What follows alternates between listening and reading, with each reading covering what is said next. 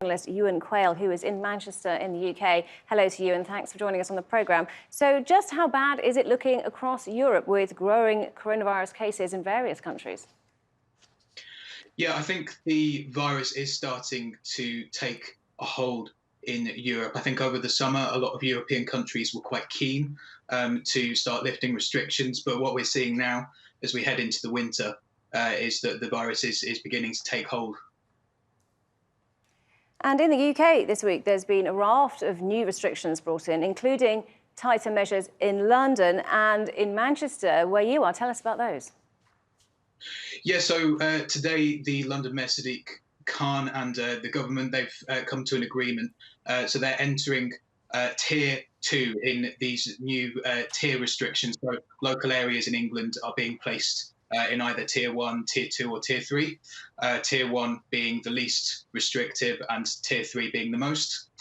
So London's entering tier two on midnight on Friday, but there is a massive row actually where I am in Manchester because local leaders are concerned that wider restrictions on socialising and on pubs, restaurants will have a massive impact on the economy. They're predicting large job losses and large business closures. So there is quite a lot of resistance to that this evening.